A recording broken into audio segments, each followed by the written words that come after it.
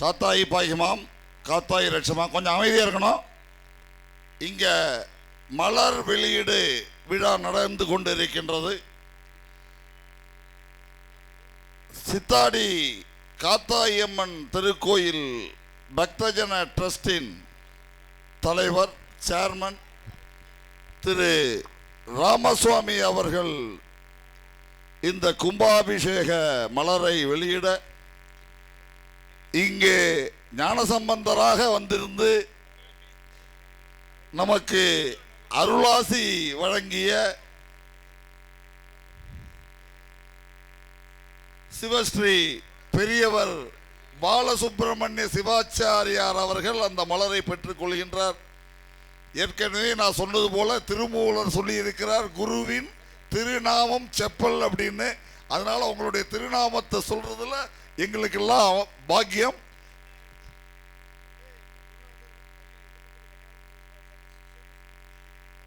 ரொம்ப அடக்கமான ஒரு வார்த்தை. இதெல்லாம் சில பெரிய மனிதர்களுக்கு தான் வரும். அவர் சொன்ன மாதிரி அவருடைய பையன் பத்திரிகையில் போடக்கூடாதுன்ட்டாரு. இப்போ பெரியவர் என்ன சொல்றாரு, அந்த கல்யாண சுந்தர சிவாச்சாரியாருடைய சிஷ்யர் அப்படின்னு சொல்லி எவ்வளோ ஒரு அடக்கமான வார்த்தை, உண்மையும் கூட.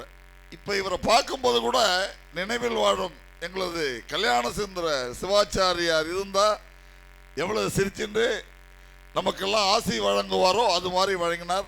அண்ணாக்கு ட்ரஸ்ட் சார்பாகவும் சித்தாடி வாழ் கிராமத்து மக்கள் சார்பாகவும் நன்றியையும் நமஸ்காரத்தையும் நாங்கள் தெரிவித்துக் கொள்கின்றோம்.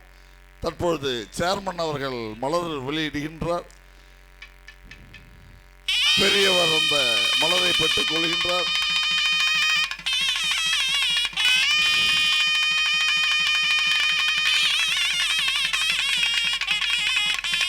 எல்லாம் கை தட்டலாமா?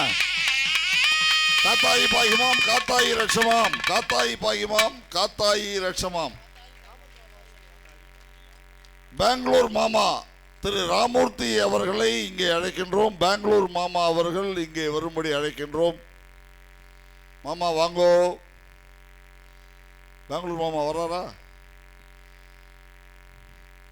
வேதத்தின் மறு உருவம் இந்த ராமூர்த்தி மாமா. இந்த கோயிலில் அவர் நவராத்திரி போது பண்ணாத பாராயணம் கிடையாது. இது மாதிரி விழாக்களில் சொல்லாத வேதம் கிடையாது. ரொம்ப எளிமையாக இருந்து நம்மளுக்கெல்லாம் ஆசி வழங்கக்கூடிய திரு ராமூர்த்தி மாமா அவர்கள் தற்பொழுது மலரின் பிரதியை பெற்றுக் கொள்கின்றார்.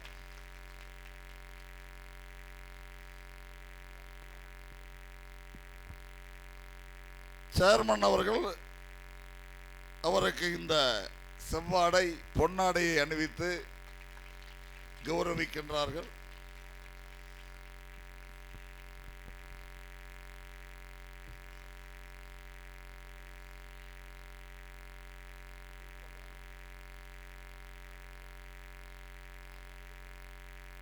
காத்தாயி பாகிமாம் காத்தாயி ரட்சமாம். காலம்பரம் நான் சொன்ன மாதிரி தற்பொழுது சேர்மன் அவர்கள் இங்கே உரையாற்ற இருக்கின்றார். கொஞ்சம் எல்லாரும் அமைதியாக இதை கவனிக்கணும். அறுபடை வீடாம் பழனி வீடு நாம் எல்லோரும் தமிழ் கடவுளாகிய முருகனுடைய கடவுளுடைய தலைமை ஸ்ரீ பாலசுப்பிரமணிய சிவாச்சாரியர் அவர்கள் இங்கு ஒரு கால பூஜைக்கு கலந்து அவர் சிறப்புரை ஆற்றியது நமக்கு எல்லாரும் சிறப்பிலும் சிறப்பு. மேலும் சிறப்பு சேர்க்கும் வகையில் காத்தாயனுடைய ஸ்தல வரலாறு அவர்கள் அதை மலர் வெளியீட்டு விழா வெளியிட்டிருக்கோம்.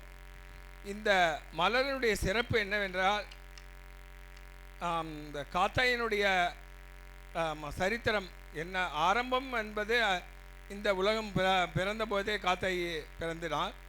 நமக்கு கண்ணுக்கு எட்டிய தூரம் வரையிலும் இருந்த ஒரு இதை வைத்துக்கொண்டு, சான்றை வைத்துக்கொண்டு இது செய்திருக்கிறோம்.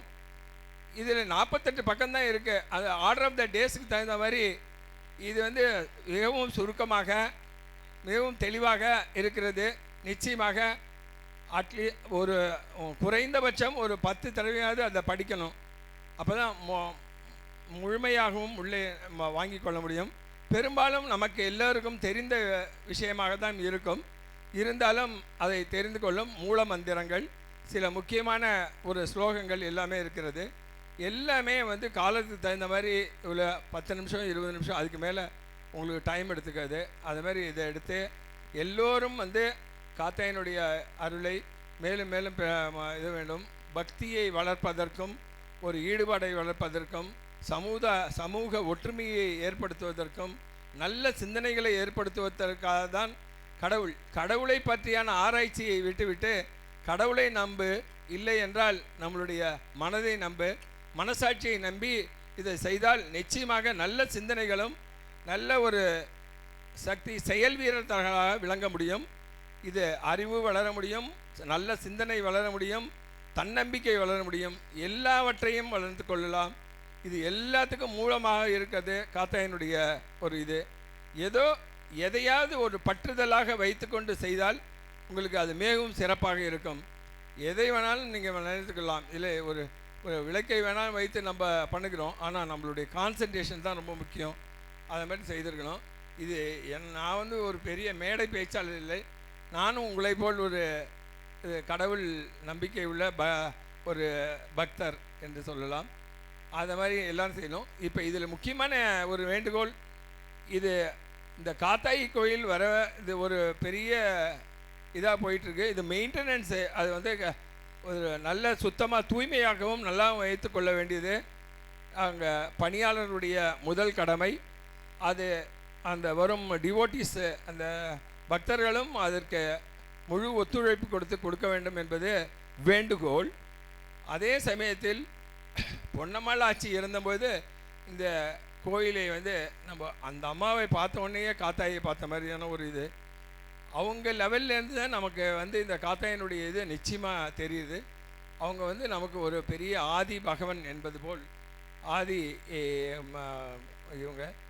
அவங்க ஆட்சி பொன்னம்மாள் ஆட்சியினுடைய வளர்ச்சியிலிருந்து இப்போ விக்னேஷ் அண்டு வினோத் இவர்கள் 2 பேரும் எடுத்து செய்கிறார்கள். இவர்களுக்கு பொறுப்பு அதிகமாக இருக்கிறது. அவர்கள் மிகவும் எச்சரிக்கையோடு இருக்க வேண்டும் என்பதுதான் இந்த பொதுமக்கள், கிராம பொதுமக்கள், மக்கள் டிவோட்டிஸ், இஷ்ட தெய்வங்களாக உள்ளவர்கள், ட்ரஸ்ட் எல்லாருடைய இது எதிர்பார்ப்பு.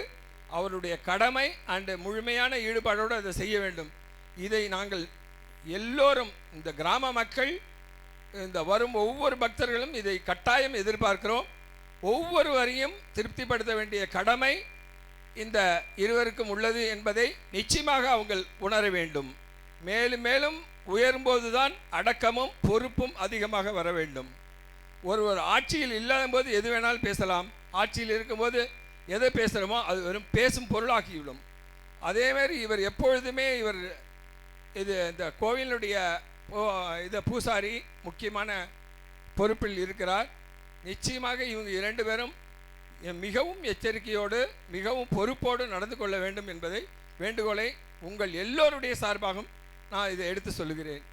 ஏனென்றால் இதுவரையிலும் நல்ல பெயரை எடுத்து நல்ல ஒரு பாராட்டுக்களை பெற்றிருக்கிறார். மேலும் மேலும் இதுக்கு வந்து முடிவே கிடையாது. இது வந்து 10 வருஷம் 20 வருஷம் டெக்கேட்ஸ் இதுதான் கணக்கு. இது எத்தனை வருஷமாக இவர் நல்ல பேரோட நல்ல பாராட்டுகளோடு இருக்கிறார் அப்படிங்கிறது தான் முக்கியமாக இருக்குது. இதை நிச்சயமாக இதை எடுத்துக்கணும். இதை தவிர மீது எல்லாரும் உங்கள் எல்லாருடைய கிராம மக்கள், இந்த பக்தர்கள் எல்லாருடைய பொறுப்பான ஒரு ஒத்துழைப்பை, இந்த மகிழ்ச்சியை நானும் என்று உங்களோடு கொண்டாடுகிறேன். இதுதான் நம்ம சொல்ல முடியும். ஏன்னா உங்கள் எல்லாருக்கும் ஒருத்தராக நான் இருக்கேன், நாங்கள்லாம் இருக்கோம், எல்லோரும் இருக்கோம். அதனால் இது வந்து நன்றியோ இதோ சொல்ல முடியாது. ஏன்னா உங்களுக்கு என்ன ஒரு பொறுப்பு இருக்கோ அதே பொறுப்பு எங்களுக்கு எல்லாருக்குமே இருக்குது. இதை வந்து மகிழ்ச்சியை நாம் எல்லோரும் பகிர்ந்து கொள்வோம். மேலும் மேலும் சிறக்க பொறுமையாக இருந்து நாளைக்கு கும்பாபிஷேகத்தை நல்ல சிறப்பாக நடைபெற்று 45 நாள் மண்டாபிஷேகத்துக்கும் வந்து மேலும் மேலும் எவ்ரி நாளுக்கு நாள் பக்தர்கள் அதிகமாகிக் கொண்டே இருக்கிறார்கள். அப்படி என்றால் நமக்கு பொறுப்பு அதிகமாகிக் கொண்டே இருக்கிறது என்பதை நம்ம உணர வேண்டும். சக்தியை, எல்லையில்லா சக்தியை இந்த சிவாச்சாரியர்கள் நமக்கு ஏற்றிருக்கிறார்கள். அதனால் காத்தாயி வந்து வருடா வருடம் சக்தி ஏறிக்கின்றது. மந்திரத்தால் தான் சக்தியை ஏற்ற முடியும். அதை ஒரு பொறுப்போடு, ஸ்ரத்தையோடு, நம்பிக்கையோடு, அவங்க ஒரு ப்ரொஃபஷ்னலிசம் சொல்லுவாங்க, அந்த மாதிரி அவங்க அந்த இதை செஞ்சுருக்காங்க. இது வந்து மெய்சிலிருக்க வைக்கிறது. இது வந்து பழனி ஒரு தலைமை இங்கே நமக்கு வந்து இதை நடத்தி வச்சது ரொம்ப சிறக்க. ரொம்ப நன்றி எல்லோருக்கும். தேங்க்யூ.